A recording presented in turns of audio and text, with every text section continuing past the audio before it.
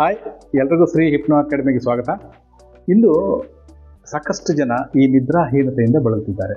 ಒಂದು ವೇಳೆ ನೀವೇನಾದರೂ ಈ ಸಮಸ್ಯೆಯಿಂದ ಬಳಲುತ್ತಿದ್ದರೆ ಈ ವಿಡಿಯೋವನ್ನು ಸಂಪೂರ್ಣವಾಗಿ ಕೊನೆ ತನಕ ನೋಡಿ. ಏನಿದೆ ನಿದ್ರಾಹೀನತೆ ಅಂದರೆ ನಾವು ನ್ಯಾಚುರಲ್ ಆಗಿ ಏನು ನಿದ್ರೆ ಮಾಡಬೇಕು ರಾತ್ರಿ ಹೊತ್ತು, ಅದು ನಮಗೆ ಆಗ್ತಾ ಇಲ್ಲ. ಅಂದರೆ ಡೀಪ್ ಸ್ಲೀಪ್ ಅಂದರೆ ಆಳವಾದ ನಿದ್ರೆಗೆ ನಾವು ಹೋಗ್ತಾ ಇಲ್ಲ. ಒಂದು ವೇಳೆ ಹೋಗದೇ ಇದ್ದರೆ ನಮ್ಮ ಆರೋಗ್ಯದ ಮೇಲೆ ಸಾಕಷ್ಟು ಪರಿಣಾಮಗಳು ಬೀಳ್ತದೆ. ಏನು, ಯಾಕೆ ನಾವು ನಿದ್ರಾಹೀನತೆಗೆ ಹೋಗೋಕ್ಕಾಗ್ತಾ ಇಲ್ಲ ಅಂದರೆ ಇದು ಸಮಸ್ಯೆಯಿಂದ ಯಾಕೆ ಬಳಲ್ತಾ ಇದ್ದೀವಿ? ಕೆಲವೊಂದು ಕಾರಣಗಳಿದ್ದಾವೆ. ಒಂದು ಅತಿಯಾದ ಆಲೋಚನೆ, ಒಂದು ಅತಿಯಾದ ಚಿಂತೆ, ಆಮೇಲೆ ಒಂದು ಭಯ, ಆತಂಕ. ಇವೆಲ್ಲ ರಾತ್ರಿ ನಮ್ಮ ಏನು ಮಾಡ್ತಾರೆ, ನಿದ್ರೆಗೆ ಹೋಗಲಿಕ್ಕೆ ಅಥವಾ ನಿದ್ರೆ ಜಾರಲಿಕ್ಕೆ ಬಿಡಲ್ಲ.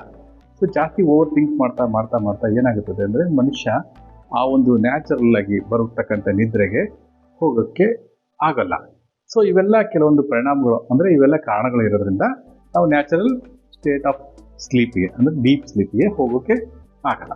ಸಾಕಷ್ಟು ಜನ ಈ ನಿದ್ರೆ ಅಂದರೆ ನ್ಯಾಚುರಲ್ ಆಗಿ ನಿದ್ರಾಹೀನತೆಯಿಂದ ಹೊರಗಡೆ ಬರಲಿಕ್ಕೆ ಏನೇನೋ ಪ್ರಯತ್ನ ಪಡ್ತಾರೆ. ಅಂದರೆ ಮಾತ್ರೆಗಳು ತಗೋತಾರೆ, ನಿದ್ರಾ ಮಾತ್ರೆಗಳು ತಗೋತಾರೆ. ಆಮೇಲೆ ರೀಡಿಂಗ್ಸ್ ಅಂದರೆ ಬುಕ್ ಓದಿದರೆ ನಿದ್ದೆ ಬಂದ್ಬಿಡ್ತದೆ ಸಹಜವಾಗಿ ಅನ್ನೋದೊಂದು ಕಾನ್ಸೆಪ್ಟ್ ಇದೆ. ಇನ್ನೂ ಹಲವಾರು ಪ್ರಯತ್ನಗಳನ್ನು ಮಾಡ್ತಾರೆ. ಬಟ್ ಯಾವುದೂ ಆ ಒಂದು ನ್ಯಾಚುರಲ್ ಸ್ಟೇಟ್ ಆಫ್ ಸ್ಲೀಪಿಗೆ ಬರೋಕ್ಕಾಗಲ್ಲ.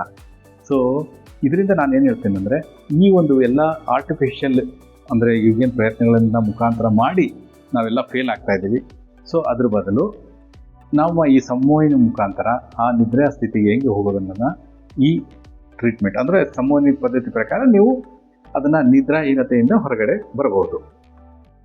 ಈಗ ನಾವು ಈ ಸಂಮೋಹನಿ ಮುಖಾಂತರ ನಮ್ಮ ನಿದ್ರಾಹೀನತೆಯನ್ನು ಹೇಗೆ ಸರಿಪಡಿಸ್ಕೋಬೋದು ಅನ್ನೋದನ್ನು ಒಂದು ಸಣ್ಣದಾದ ಎಕ್ಸಸೈಸ್ ಮುಖಾಂತರ ತಿಳ್ಕೊಳ್ಳೋಣ. ಈಗ ನೀವು ಯಾವುದಾದ್ರೂ ಒಂದು ಪ್ರಶಾಂತವಾದಂಥ ಸ್ಥಳದಲ್ಲಿ ಕೂತ್ಕೊಳ್ಳಿ. ನೀವು ನಿಮ್ಮ ಕಣ್ಣುಗಳನ್ನು ಮುಚ್ತಾ ನಿಮ್ಮ ಉಸಿರನ್ನು ಮಾತ್ರ ಅಬ್ಸರ್ವ್ ಮಾಡ್ತಾ ಅಂದರೆ ಗಮನಿಸ್ತಾ ನಿಮ್ಮ ಎಲ್ಲ ಗಮನ ನಿಮ್ಮ ಉಸಿರಿನ ಮೇಲೆ ಬರಲಿ. ನಿಧಾನವಾಗಿ ನಿಮ್ಮ ಉಸಿರನ್ನು ಗಮನಿಸ್ತಾ ಬನ್ನಿ. ಈಗ ನೀವು ಒಂದು ಪ್ರಶಾಂತವಾದಂತಹ ಹಾಸಿಗೆ ಮೇಲೆ ಮಲಗಿದ ಹಾಗೆ ಊಹಿಸ್ತಾ ಬನ್ನಿ.